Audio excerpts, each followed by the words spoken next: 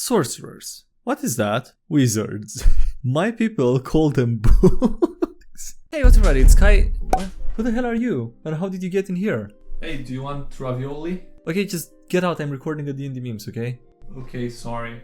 Yeah, anyway, close the door. Thanks. Anyway, on with the video. How are you guys doing? Welcome to another D&D memes. Hope you're having a wonderful day today. Before jumping into the video, I just kindly want to ask you if you're not yet subscribed to the channel to consider doing so now. It only takes a moment and you can undo it later if you change your mind. So thanks so much if you do that. And yeah, with that being said, I hope you enjoy the video. Freak. A kobold excitedly runs up to you, yipping, "Look what I can do!" The kobold concentrates really hard for a few moments, and you look up in horror as the sun explodes. Okay, Jesus Christ. Is this my sign to be careful with kobolds in the future? Alright, I'll take it.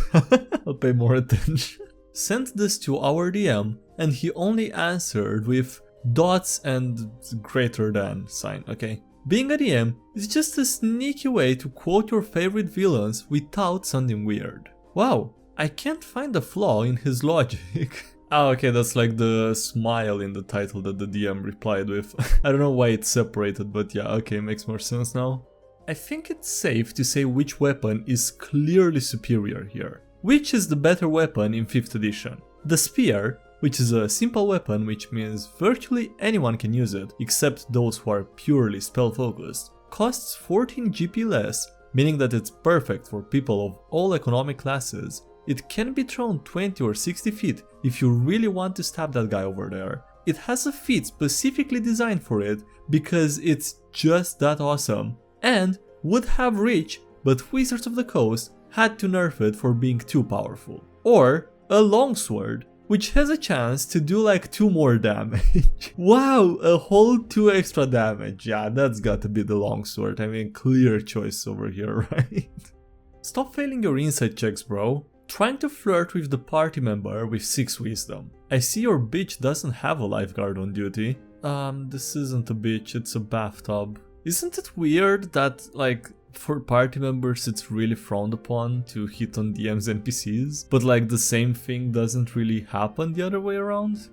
Seriously, it's not that hard. Gaming recommendation. If you like playing a spellcaster, you should try reading your damn spells. Jesus Christ. I mean, if you play the game, you should try reading the rules. I feel like you could make this a more general thing and it would still work very well, but yeah, fairly accurate even even as it is. An argument that I had with my DM. Fireball doesn't knock targets away. Yup. It deals no thunder nor bludgeoning damage. Yup. It creates no thunderous boom like Thunderwave. Makes sense to me. Then Fireball isn't a forceful explosion. The cave collapses after you cast the spell. God damn.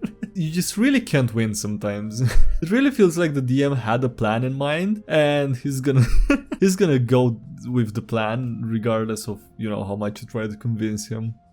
Is Variant Human actually that OP? Which race is better? Satyr, which is a Fae, has 35 feet of move speed, has magic resistance, has 3 proficiencies, and better unarmed strikes, as well as better jumps, or the Variant Human, who has a feat. Nah, Variant Human is overpowered. It's kinda weird if you're a DM and you allow it in the game. I don't know. Love you guys, but some of you need to chill the freak out. Can we have guns in this campaign? What reasonable people imagined versus what some people in the subreddit imagined. The best way to deal with Fae is to be polite. How to deal with Fae? May I have your name? The Inquisitive Rogue. No need to be so formal, just call me detective. Yeah, I guess that works. I guess that's a workaround for that question. We're surprisingly dumb, considering the fact that everyone keeps saying that we're nerds. Just like a person. Just like a person, they're not a person, but just like a person, a D&D player is smart. D&D groups though, they are dumb, panicky, and dangerous animals, and you know it. Though we adore D&D players individually, we agree that as a group, they are rather stupid. But I mean, it's not just that, it's also like the context of the thing, and like, I don't know, for some reason your brain never functions at full capacity when you're playing D&D. I don't know how to explain it. every time I'm expecting a duel, I know what class I'm using. Monks are bad MFs when the DM makes the fight a monk 1v1. Suddenly, they are broken and too overpowered. Chaos children attract babysitters just like stand users attract each other. My dad, that prefers Call of Cthulhu but still plays D&D once in a while. My mom playing Bard, and me playing Bard. Well, you know how they say that the apple doesn't fall far from the tree. It's just unfortunate that you didn't fall closer to the other tree.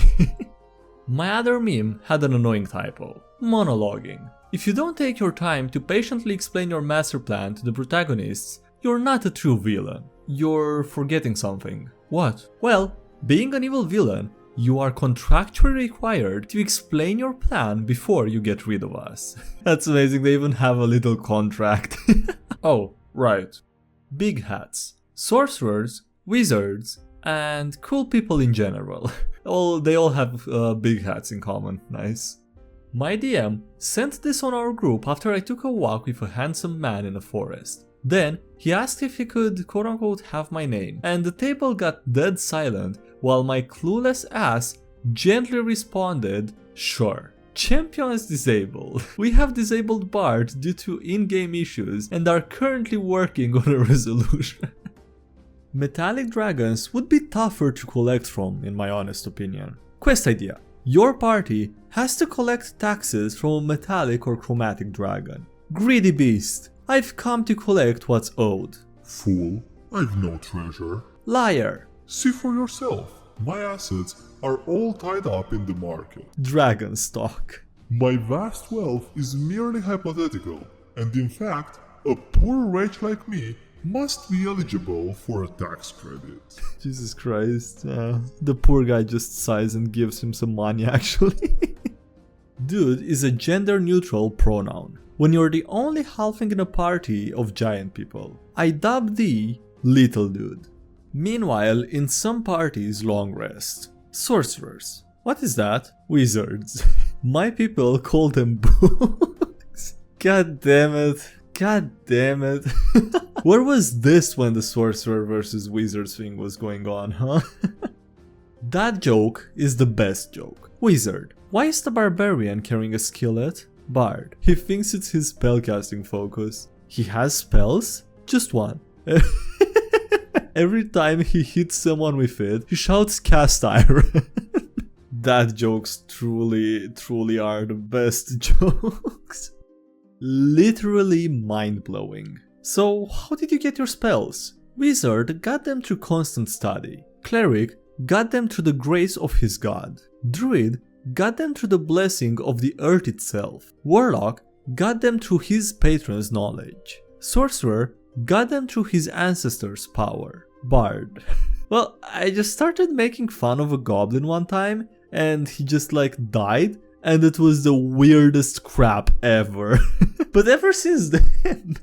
Oh, that's great. Jump into a group of undead to impress the hot barbarian lady, but then run out of smite slots.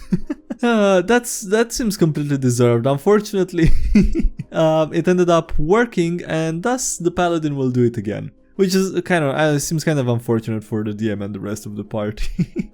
I regret nothing. Paladin with Hexblade dip and Hexblades with Paladin dip. So I'm guessing the person posting this is the Hexblade with the Paladin dip. It do be like that sometimes. DM, please don't go full on humans. Average high elf player. I freaking might. Every goddamn time I think I have something original. Me. As you enter the mouth of the cave, you find a brilliant brass dragon atop a mound of various scrolls and books, dating back hundreds to thousands of years. The dragon. You'll find no treasure here, mortal, for I only hoard knowledge, passed down. Oh, is this like that giant owl from Avatar? Poor DM's reaction just getting mad, god damn it.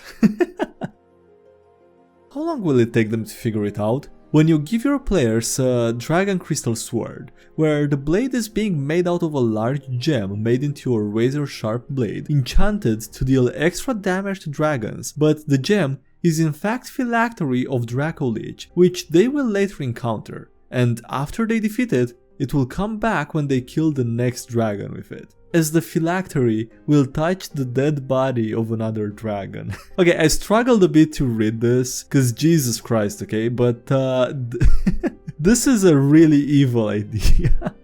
You can play a gambling game on top of the gambling game with this bad boy. DM. Everyone roll a d100 for the effect that you gain. Everyone else rolls a 2d10. Me with my freaking golf ball. What? Is there actually a d100 with like 100 sides? Jesus Christ. I actually want that. I have absolutely no use for it and I'm gonna forget in the next 5 minutes, but right now I want that and it seems cool. This started an hour-long argument the other night. Please give me an answer. This creature is immune to bludgeoning damage. Yup. And other creatures' resistances specifically list non-magical bludgeoning damage. Yup. So since non-magical is not specified, this creature should be immune to all bludgeoning damage, magical included. That makes sense to me. So your bludgeoning attack does no damage. My attack is magical, so it overcomes immunity. Jesus Christ.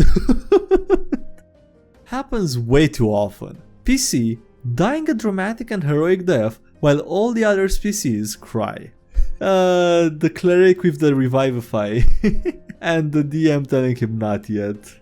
What part of well-regulated militia do you not understand? DM. No firearms in my campaign. Player. But it's historically accurate to have guns and plate mail in the 14th century. Okay, you can have 14th century historically accurate firearms. I mean, that's a win, right? What were you looking for? Were you looking for rifles and snipers or something? Thank you, Mr. Cleric. When the healer revives you, but you wanted to play your backup PC. I saved you, remember? You ruined my death.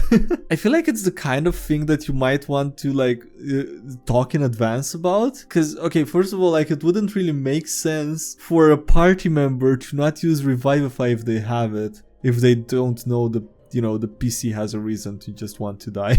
Right? I don't know, it seems like it doesn't make sense to me. Cause you could talk about it out of character, but then it wouldn't really make sense in game, right? I don't know. I just love the same mechanic being debated for over an hour. DM. The enemy has an anti-magic field. Players. Wait, do zombies stay up? Is Bardic Inspiration magic? Is Monk Key magic? Is it magic if it's divine? What about magic items? Me screaming internally, god damn it. Alright, that's gonna be it for today's video, so thanks so much for watching, I hope you enjoyed. Please like if you did and subscribe for more if you haven't already subscribed to the channel, it only takes a moment. Also, big thank you to everyone supporting the channel on Patreon, I appreciate it a lot, so thanks so much for that, as well as the support on YouTube as channel members. Links below if you wanna check those out, as well as links to the social media, Discord server, subreddit, anything else. And yeah, that's it, thanks again for watching, I'll see you next time. Have a great day, bye!